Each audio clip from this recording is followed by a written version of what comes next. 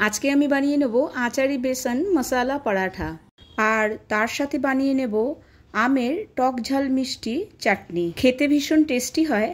আর এই ওয়েদারে মানে বৃষ্টি পড়ছে, এই সময় কিন্তু গরম গরম চটপটা ক্রিস্পি একদম ফ্লেকি টাইপের খাবার কিন্তু আমাদের দুর্দান্ত লাগে।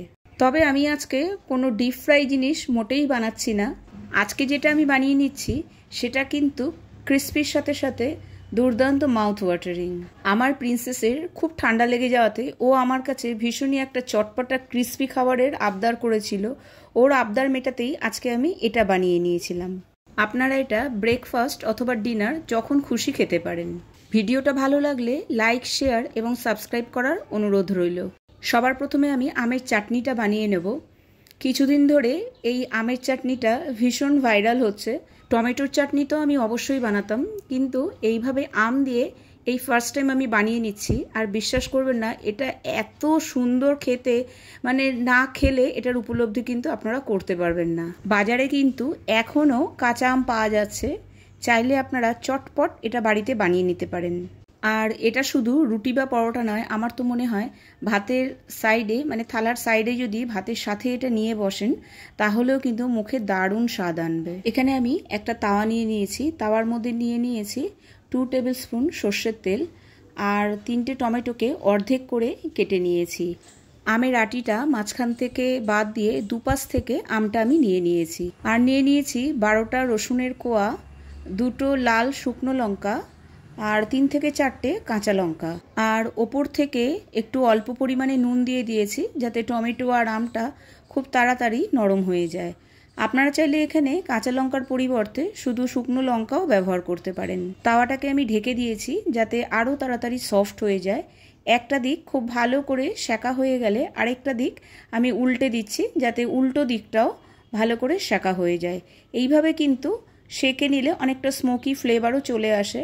ডাইরেক্ট মানে গ্যাসের ওভেনের মধ্যে মানে পোড়ানোর দরকার নেই। এখানে টমেটোটা একদম সফট হয়ে গেছে, ওপরে যে খোসাটা আছে খুব সহজেই কিন্তু বেরিয়ে আসছে। এইভাবেই আমি সমস্ত খোসাগুলোকে টমেটোর থেকে আলাদা করে দেব। এরপরে সব কিছুকে আমি গ্রাইন্ড করে নেব। আপনারা চাইলে এইভাবে শিল নোড়ার মধ্যেও কাজটা করে নিতে পারেন, অথবা মিক্সার জারেও কাজটা করে নিতে পারেন। তবে আমার মনে হয় মিক্সার জারের থেকে শিল নোড়াতে যদি এটা এইভাবে একটু করে নেওয়া হয় তাহলে কিন্তু আমের চাটনির টেস্টটা অনেক বেশি হবে। আমটাও এখানে একদম সফট হয়ে গেছে। আমের খোসা থেকে পাল্পটাকে আমি আলাদা করে নিয়ে চাটনির মধ্যে নিয়ে নিচ্ছি। এই চাটনিটা বানানো এতটাই সিম্পল যে যে কেউ খুব সহজেই এটা বানিয়ে নিতে পারবেন। অবশ্যই এটা একবার হলেও ট্রাই করবেন। সব কিছুকে এখানে আমি ম্যাশ করে নিচ্ছি। খুব ফাইন পেস্ট এখানে কিন্তু করতে হবে না, একটু যদি গোটা গোটা থাকে তাহলে কিন্তু মুখে পড়লে খুব ভালো লাগবে। খুব বেশি পেস্ট করার কোনো দরকার নেই। এখানে আমি শুকনো লঙ্কাগুলোকে কাঁচি দিয়ে ছোট ছোট টুকরো করে কেটে নিচ্ছি, যাতে মেশানোর সময় খুব ভালোভাবে মিশে যায়। আর যদি মিক্সার গ্রাইন্ডারে করেন তাহলে তো এটার কোনো দরকার নেই। এরপর এখানে আমি অ্যাড করে দিচ্ছি একটা কুচনো পেঁয়াজ, 2 টেবিল স্পুন ধনেপাতা কুচানো, 1/2 টিস্পুন নুন, 1/2 টিস্পুন চিনির গুঁড়ো। আমার কাছে চিনির গুঁড়ো ছিল তাই আমি অ্যাড করেছি, আপনারা এমনি চিনিও ব্যবহার করতে পারেন।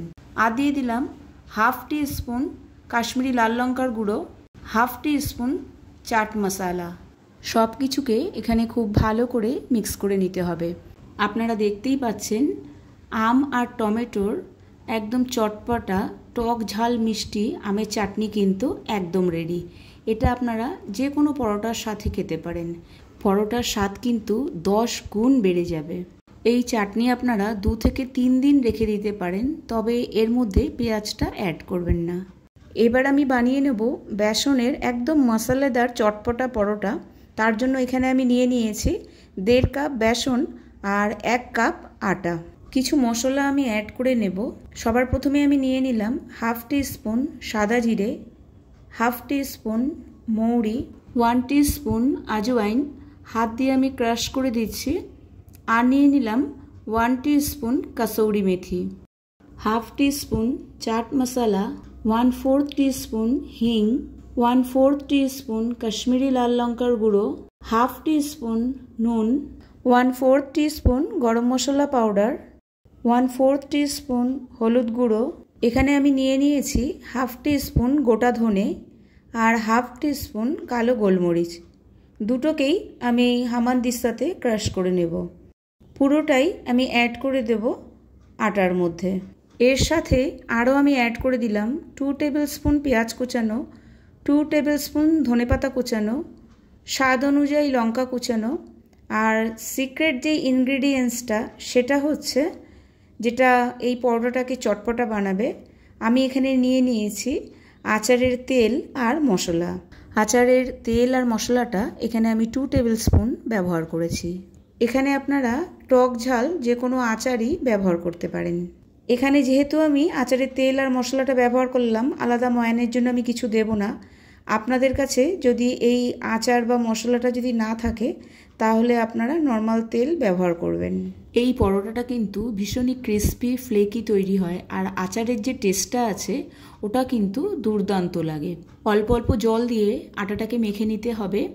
খুব বেশি নরম করে আটাটা মাখতে হবে না, একটু শক্তই ডোটা রাখতে হবে, তাহলেই কিন্তু পরোটাগুলো ক্রিস্পি আর ফ্লেকি হবে। আর আটাটা মাখার সময় যদি মনে হয় হাতে লেগে যাচ্ছে তাহলে সেক্ষেত্রে অল্প তেল হাতে ব্যবহার করতে পারেন। আটাটাকে আমি 5 মিনিটের জন্য রেস্টে রেখেছি। এবার আটাটার থেকে একটা বড় লেচি কেটে নিয়ে অল্প অল্প শুকনো আটা ছড়িয়ে একটা বড় রুটির মতো করে বেলে নেব। এখানে আপনারা নর্মাল রুটির মতো তৈরি করতে পারেন, যেহেতু আমি এটা ফ্লেকি বানাবো, আমি লাচ্ছা পরোটা বানাবো। রুটিটা বেলার পর ওপর থেকে দিয়ে দিলাম হাফ টিস্পুন ঘি, আপনারা চাইলে তেলও ব্যবহার করতে পারেন, আর ওপর থেকে অল্প একটু পরিমাণে শুকনো আটার গুঁড়ো ছড়িয়ে দিলাম। তারপরে আমি যেভাবে দেখাচ্ছি ঠিক সেভাবে পরোটাটাকে আমি ফোল্ড করে নিলাম, একবার সামনে একবার পেছনে করে। এভাবে খুব ইজিলি কিন্তু লাচ্ছা পরোটা তৈরি হয়ে যায়। এবার ফোল্ড করার পর একটু স্ট্রেচ করে নিচ্ছি দুপাশে, তারপর আবারও ঘুরিয়ে ঘুরিয়ে পরোটাটাকে ফোল্ড করে নেব। আর লাস্টের মানে শেষের দিকের যে অংশটা আছে সেটা নিচের দিকে ভালো করে চেপে দেব, যাতে পরোটাটা বেলার সময় পরোটাটা খুলে না যায়। এবারে হাত দিয়ে আস্তে করে চেপে খুব আলতো হাতে কিন্তু বেলনিটা দিয়ে পরোটাটাকে বেলে নিতে হবে, না হলে যে লেয়ার্সগুলো আছে সেগুলো কিন্তু বোঝা যাবে না। আপনারা আপনাদের পছন্দ অনুযায়ী মিডিয়াম পাতলা যে কোনো কিছুভাবেই করতে পারেন, তবে আমি এখানে পরোটাটাকে মিডিয়াম রেখেছি। দেখুন লেয়ার্সগুলো কিন্তু খুব ভালোভাবে বোঝা যাচ্ছে। তাওয়াটা ভালো করে গরম হয়ে গেলে তার মধ্যে আমি পরোটাটাকে দিয়ে দিলাম, আর লো ফ্লেমেই কিন্তু পরোটাটাকে খুব ভালো করে ভেজে নিতে হবে। ফ্লেমটা বেশি বাড়িয়ে দিলে দেখা যাবে বাইরের দিকটা পুড়ে গেছে আর ভেতর দিকটা কিন্তু কাঁচা থেকে গেছে। পরোটাটা যখন একদিক থেকে ভালো করে ভাজা হয়ে যাবে তার উপর দিয়ে আমি দিয়ে দিলাম ঘি। আপনারা চাইলে এখানেও তেল ব্যবহার করতে পারেন। পরোটাকে উল্টে পাল্টে লাল করে খুব সুন্দর করে ভেজে নিতে হবে। পরোটার কালারটা কিন্তু খুব সুন্দর এসছে আর একদম ফ্লেকি হয়েছে, সামনে থেকে দেখলেই বোঝা যাচ্ছে। ব্যাস, এবার দেরি না করে খুব তাড়াতাড়ি আমি এটাকে সার্ভ করে দিচ্ছি প্লেটে আম আর টমেটোর চাটনির সাথে। আপনারা চাইলে কিন্তু রায়তার সাথেও এটাকে পরিবেশন করতে পারেন। তাহলে আজকের রেসিপি আচারি বেসন মশালা পরাঠা সাথে আম আর টমেটোর টক ঝাল মিষ্টি চাটনি আপনাদের কেমন লাগলো অবশ্যই আমাকে কমেন্ট বক্সে একটা কমেন্ট করে জানাবেন। অবশ্যই বাড়িতে একবার হলেও ট্রাই করবেন। এই বৃষ্টির ওয়েদারে এই বেসনের পরোটা আর এই আমের টক ঝাল মিষ্টি চাটনি খেয়ে কিন্তু আপনাদের মজা এসে যাবে। ডিপ ফ্রাই জিনিসকে স্কিপ করে মাঝে মাঝে এরকম ক্রিস্পি ফ্লেকি পরোটাও কিন্তু বাড়িতে ট্রাই করতে পারেন। ভিডিওটা ভালো লেগে থাকলে লাইক, শেয়ার এবং সাবস্ক্রাইব করার অনুরোধ রইল। আবার দেখা হবে নেক্সট ভিডিওতে। Enjoy with your family.